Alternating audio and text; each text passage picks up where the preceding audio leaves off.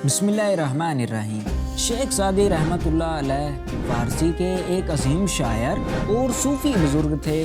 शेख सादी रहमतुल्लाह अलैह की शायरी और हकायात दुनिया भर में बहुत मशहूर हैं। लोग उनकी हकायात को ज़ौक़ व शौक़ से पढ़ते और सुनते हैं। दोस्तों, आज हम आपको उनकी एक हकायत सुनाएंगे जो बहुत मशहूर है।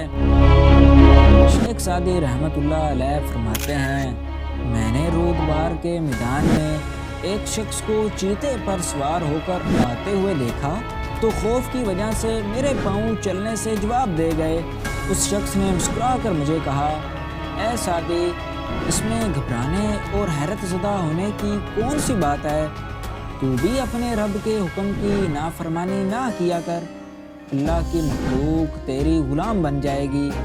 जब बंदा अपने करीम रब के हुक्म पर अमल करता है तो अल्लाह ताला अपने बंदे पर रहमत के दरवाज़े खोल देता है। फिर ये कैसे हो सकता है कि वो तुझे दुश्मन के हवाले कर दे। दोस्तों, इस छोटी सी हकायत से हमें ये सबक मिलता है, अगर हम भी अल्लाह ताला के हुक्म पर अमल करें तो अल्लाह ताला हमें और ज़्यादा अपनी नेमतों से नवाजेगा। उलमा फरमाते हैं, जो अल्लाह का हो जाता है अल्लाह उसका हो जाता है, और जिसका अल्लाह ताला मददगार होता है उसे कोई नुकसान नहीं पहुंचा सकता।